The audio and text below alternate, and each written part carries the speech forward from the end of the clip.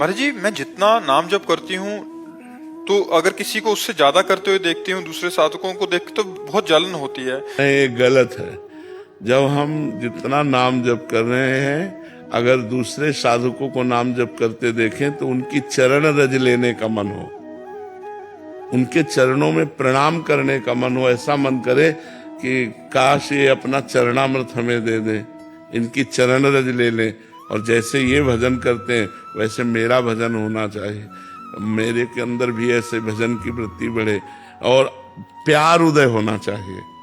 तुलसी जाके मुख से धोखे निकसत राम, ताके पग की पग तली मोरे तन की चाम।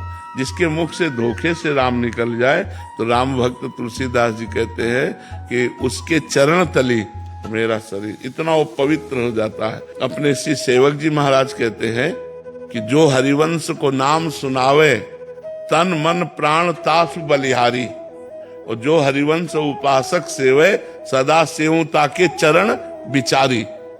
ईर्ष्या तो नहीं हुई ना, जलन तो नहीं हुई ना।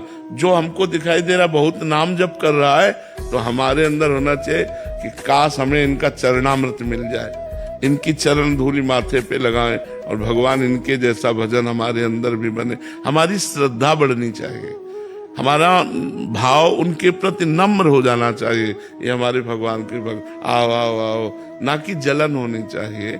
ये गलत है, इसका त्याग करो, नहीं तो यही जलन निंदा करवाने लगेगी, फिर उनकी निंदा, उनमें दोष दर्शन, फिर आपका भजन नष्ट हो जाएगा, आपका परमार्थ छूट जाएगा।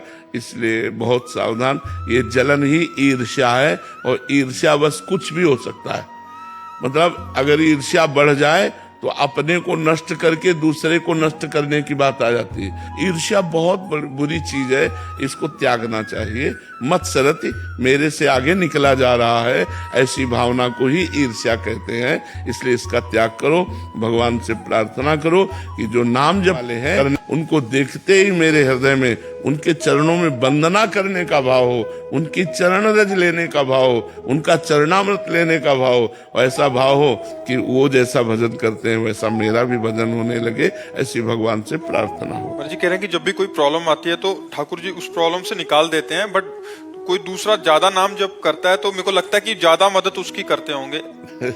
महाराज मतलब हमेशा मेरे को जब भी कोई प्रॉब्लम आती है निकाल देते हैं, लेकिन उसका धन्यवाद कैसे कर सकते हैं भगवान जी का? अपने माँ को कभी धन्यवाद दिया है क्या? दिया है क्या? अपनी माँ को कभी कोई जीवन में थैंक यू बोलता है क्या? क्यों? इतना वो प्यार करती है, इतना दुलार। मेरी माँ और पिता को कभी, पिताजी हमको एक मोबाइल दे दो, उन्होंने मोबाइल दे दिया, थैंक यू, ऐसा कभी कोई बोलता है क्या? क्यों?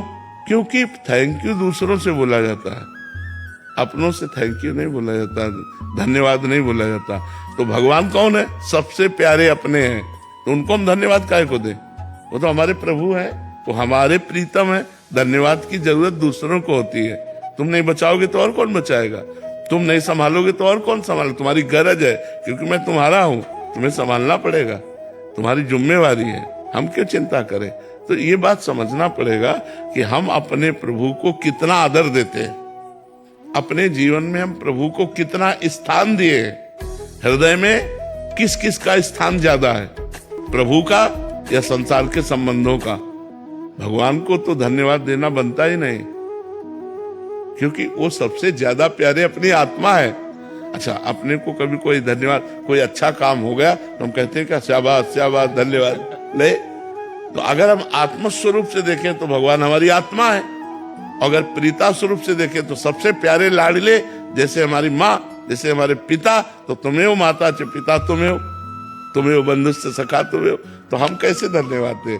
तो हमें लगता है धन्यवाद दूसरों को दिया जाता है, अपनों को नहीं। और अपनों में सबसे ज्यादा अपने भगवान हैं, इसलिए हम उन्हीं के आश्रित रहें और वो जैसी परिस्थिति लाते हैं उसमें हम राजी रहें। पर भगवान के भजन करने वालों में ईर्ष्या न करें, क्योंकि ये गिरा देगी, ये फिर आपको अपनी भक्ति से गिरा देगी।